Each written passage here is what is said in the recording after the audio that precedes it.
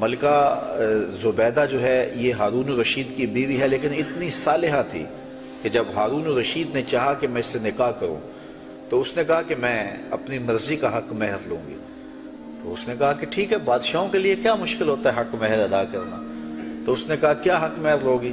کہا بغداد سے نہر نکالو اور عرفات تک پہنچاؤ، یہ میرا حق مہر ہوگا۔ اور یہ بڑا مشکل کام تھا، اور اس کے لیے اس زمانے میں جو ہے وہ کتنے پیسے خرچ آئے، اور وہ نہر نکالی گئی۔ اور جب وہ نہر جاری ہو گئی تو جو خادم تھے انہوں نے آ کے حساب پیش کیا ملکہ کو کہ یہ اس کا حساب ہے، اتنے پیسے خرچ آئے ہیں۔ تو نہر کے کنارے جب وہ دورہ کرنے گئی، دیکھنے گئی، تو انہوں نے حساب پیش کیا، تو اس نے کاغذ پھاڑ کر کے نہر کے اندر پھینک کر کے کہا ترکنا الحساب الی یوم الحساب، ہم اس کا حساب یوم حساب پہ چھوڑتے ہیں۔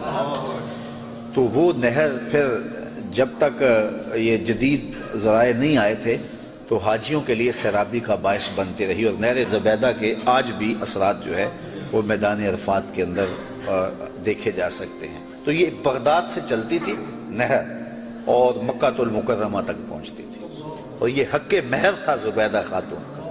اور یہ زبیدہ خاتون جو انتہائی نیک اور صالحہ خاتون تھی، یہ حضرت بہلول دانا کو ڈھونڈتی رہتی کہ ان سے کوئی دعا مل جائے، کیونکہ یہ مجاذیب میں سے تھے۔ مجذوب وہ ہوتا ہے کہ تجلیات کے وفود سے جس کا شیشہ عقل ٹوٹ جائے اور وہ جو کہہ دے اللہ وہ کر دے۔ فرمایا صحیح حدیث میں ہے رب اشعث اخبر مدفوع بالابواب لو اقسم علی اللہ لابر، بہت سارے لوگ ان کے کپڑے پھٹے ہوئے، حالات پرا گندہ، بال بکھرے ہوئے، لیکن فرمایا انہیں کہیں چھیڑنا بیٹھنا، اللہ کے نام پہ وہ قسم ڈال دیں تو اللہ فوری پوری کر دیتا۔ تو یہ اسی قبیلے کا فرد تھا بہلول دانا۔ ایک دن زبیدہ گزر رہی ہے دجلہ کے کنارے پہ، تو بہلول مٹی کے گروندے اپنے ہاتھوں اپنے پاؤں پہ بناتا اور گرا دیتا ہے۔ یہ کبھی آپ نے بچپن میں منظر دیکھا، وہ گلی میں ریت پھینک جائے تو بچے جو ہے وہ پاؤں کے اوپر گروندے بنا دیتے ہیں اور پھر ان کو ہولے سے پاؤں نکال لیتے ہیں، پھر جب کھیل ختم ہو تو گرا دیتے ہیں۔ یہی شغل بہلول کر رہا ہے دجلہ کے کنارے۔ تو ملکہ زبیدہ گزری، پوچھا بہلول کیا کر رہے ہو؟ کہا جنت کے مکان بنا رہا ہوں۔ کہا بیچتے ہو؟ ہاں بیچنے کے لیے بنا رہا ہوں۔ کتنے کا؟ کہا کہ 10 روپے کا، فرض کرو 10 روپے کا ایک مکان بیچ رہا ہوں۔ 10 روپے کیا ہوتے ہیں؟ اس نے 10 درہم نکالے، بہلول کو دیے۔ بہلول نے پیسے دیکھے اور دجلہ میں پھینک دیے، اور ایک کے گرد دائرہ کھینچ کے کہا یہ تمہارا ہوا۔ پیچھے سے بادشاہ گزرا تو اس نے بہلول کو دیکھا اسی شغل میں لگا ہوا ہے، پوچھا کیا کر رہے ہو؟ کہا جنت کے مال بنا رہا ہوں۔ تو کہا بیچتے ہو؟ کہا ہاں بیچتا ہوں۔ کتنے کا؟ 10 روپے کا۔ بادشاہ مسکرا کے گزر گیا، دیوانہ ہے، موج میں لگا ہوا ہے۔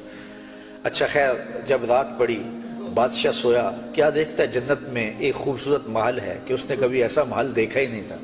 شوق ہوا کہ اس کو اندر دیکھے، وہ بادشاہوں کی خواہش ہوتی ہے۔ تو جب آگے بڑھا تو لکھا تھا ملکہ زبیدہ، اشتیاق اور بڑھا۔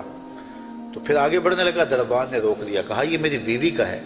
کہا دنیا کے ضابطے اور ہیں، آخرت کے ضابطے اور ہیں، اجازت کے بغیر نہیں جا سکتے۔ اتنے میں آنکھ کھل گئی، بادشاہ بے چین ہو گیا کہ کون سا اس نے نیک عمل کیا ہے کہ جنت میں اس کے نام کا محل دیکھا ہے۔ تو اس نے ملکہ کو بیدار کیا اور کہا کہ کیا ماجرا ہے کہ میں نے یہ خواب دیکھا؟ اس نے کہا میں نے تو کوئی خاص عمل نہیں کیا، وہی معمول کی عبادتیں ہیں، وہی نیکیاں ہیں۔ ہاں یاد پڑا، آج میں گزر رہی تھی راستے میں دجلہ کے کنارے، بہلول بیٹھا تھا اور وہ محل تعمیر کر رہا تھا، وہ گروندے، اور کہہ رہا تھا یہ جنت کے محل ہیں۔ تو میں نے کہا کہ ٹھیک ہے، اپنی موج میں ہے، تو ایک میں نے اس سے خرید لیا تھا۔ بادشاہ سر پکڑ کے بیٹھ گیا، وہ تو مجھے بھی کہتا تھا، اور میں دیوانے کی بھیڑ سمجھا اور آگے گزر گیا۔ اگلے دن بادشاہ قصدن گزرا، ہارون الرشید قصدن گزرا، اور دل میں تھا کہ آج بہلول اسی شغل میں دوبارہ مل جائے تو کیا اچھا ہو۔ اگلے دن دیکھا تو بہلول وہاں بیٹھا ہوا ہے اور وہی کام کر رہا ہے۔ بادشاہ خوش ہوا، کہا بہلول کیا کر رہے ہو؟ اب دل دھڑک رہا تھا کہ جواب کل جیسا ملے۔ کہا جنت کے محل بنا رہا ہوں۔ بادشاہ کے دل کو تسلی ہوئی، کہا بیچتے ہو؟ کہا ہاں بیچنے کے لیے بنا رہا ہوں۔ کہا کتنے کا؟ کہا آدھی حکومت لگے گی۔ کہا کل تو 10 روپے کا کہتے ہو؟ کہا ہاں کوئی اور آئے تو اس کے لیے 10 روپے کا۔ کہا تو میرے لیے اتنا مہنگا کیوں؟ کہا تم دیکھ کے جو آئے۔